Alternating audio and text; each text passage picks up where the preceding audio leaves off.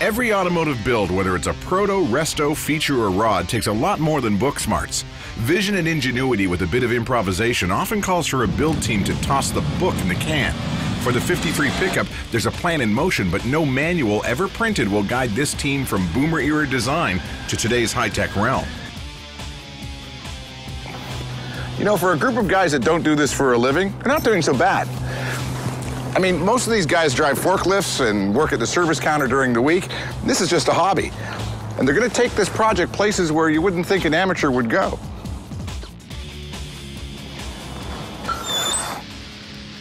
Union meeting? Union meeting. Ian, how are you? Good. Good to see you. This is coming off, I hear, right? Yep.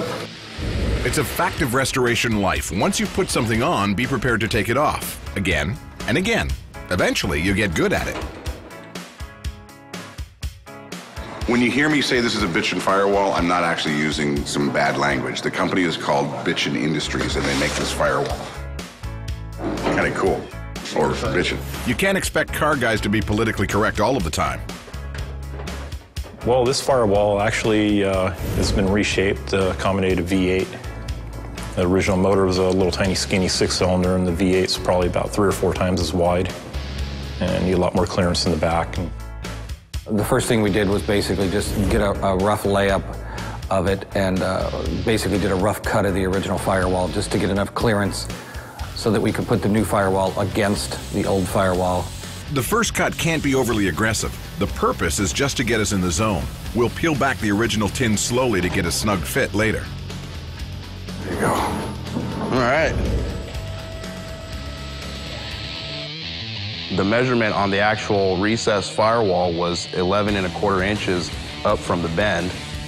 You want to draw your horizontal line from side to side, and then you take that, which was 50 inches all the way across, and you divide it into 2 to find your center, which was 25, and you line up the center with the mark that you made on the cab.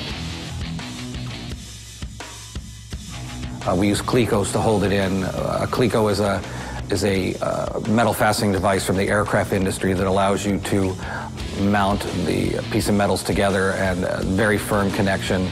They use millions of them to put aircrafts together, and we just adapted it to the automotive industry, and they work really well. The positioning of the cleco holes also act as a good reference for how much more we can strip off the original firewall. If you go past a cleco hole, you've probably gone too far. When we started cutting the firewall, I wanted to make sure that the cab didn't move or spread, so we just ran a temporary bar across the bottom section of the firewall and just welded it in just to make sure the cab doesn't move when we weaken it by taking out the old firewall before we get the new one mounted in permanently. Veterans know how to brace before you build. Guys like me need reminders. As we got everything into place and kind of took a step back and looked at everything the way it would sit, well, we realized that it would actually look a lot better if it was flush all the way across the bottom rather than being, having some of the original toe boards still in that area. Peeling the firewall back farther may not have always been in the plans, but it made a big difference. Smooth is always a good look under the hood. Part of the process of building the truck is to do the mock-up, and this is where you find out what fits and what doesn't and what has to be corrected. We're dealing with a motor made out of foam, so it's a lot easier to realize there's a problem than dealing with a 600-pound motor hanging off a chain. Having a lightweight mock-up block makes life a lot easier. These foam engines are an exact replica of the real deal.